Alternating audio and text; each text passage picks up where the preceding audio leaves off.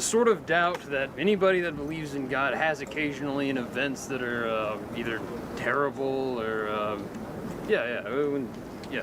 something terrible happens and you can't help but wonder why God didn't either do something. Why did he allow this to happen? Or why is the world this way? That sort of thing.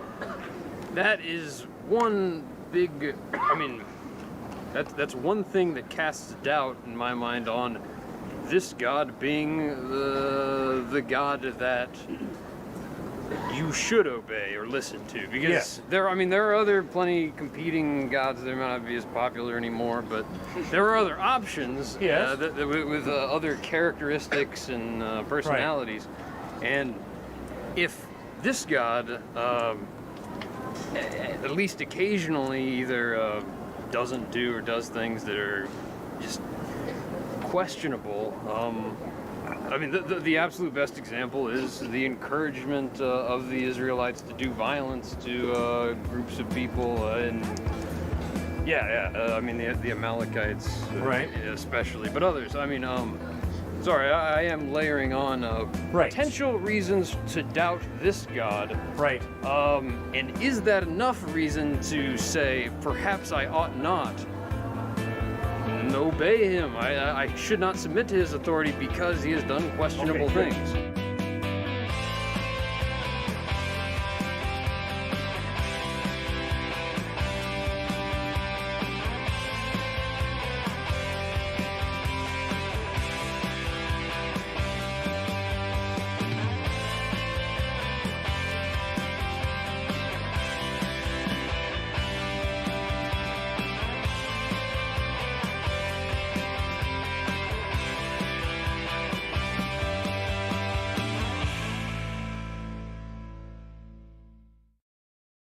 Now, let's take the first issue you raised, which was because God doesn't intervene more often to prevent suffering, we have a problem with God.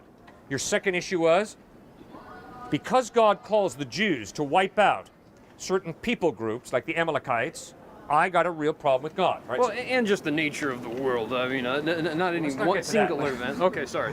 Let's stick one at a time, okay? All right, so your first one, and then we'll do your second one, all right? Sure. First one is, come on, Cliff, how can you trust in God in light of the fact that last night you had dinner with a couple who were on the phone with their son, he hits black ice, and he's dead? Okay? Good question. I would say there are better examples in which, say, his son was murdered by a man who got away with it, will get away with it, and he profited greatly off of their son's death. Okay, all right. Something just, horrendous, or you bet. Okay, now, here's the issue here's the way I work it through. The all-powerful God chose to partially limit his power by giving us a free will. Which means, because God gave me free will, I can haul back, slap this pretty woman in the face, and if I turn to you and say, God made me do it, I'm a liar and a con artist. God gave me a hand and a will. He gave me this hand to love and respect her, not to smack her. And if I have the audacity to smack her and then turn to you and say, God made me do it, I had to do it, God made me, I'm a con artist. I'm lying through my teeth. Okay, now why would free will be so important?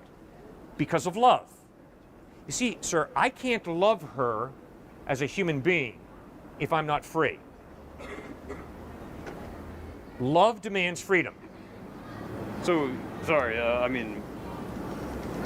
did Adam and Eve have that level of freedom? Yes. That's why they chose to sin, because they were free. And they chose to violate God's will. Okay, so that's why Adam and Eve rebel against God, because they're abusing their free will, and that's where life becomes unfair. And you got to read the book of Job, because the book of Job is a penetrating analysis, which it doesn't give all the answers, but it's dealing with this very issue you've raised, which I'm so grateful for. Job, very righteous man, gets the rug pulled out, his children die, he loses all of his wealth, he loses his health, boils break out all over his body, all right? And one of the main points of the book of Job is life is unfair. God is fair. Don't get the two mixed up. So when life throws curveballs into your face, don't clench your fist and wave it at God's face, because it's not God doing that to you.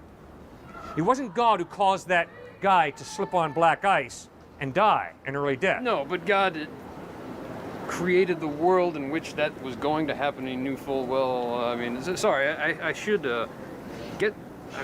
choose a more specific example in which it's not God simply allowing someone to do harm to someone. It's God allowing a baby to be born, knowing that it's going to, die at 5 years old in horrible pain. Yeah, I did a funeral 4 weeks ago for a 14-week-old child that hadn't even been born, right? Died in the mother's womb. Something along those lines, Right. yes. Horrible. Yeah, Right? but no, exactly. It sort of makes sense, though. Okay, to some extent, that perhaps the world should change and result to human misbehavior, but how should the misbehavior in Adam and Eve affect, an unborn or very recently born human that has not yet had the chance to meaningfully sin? But I don't know. Yes, correct. Great point. That little 14-week-old child in that mother's womb did nothing wrong. The child dies.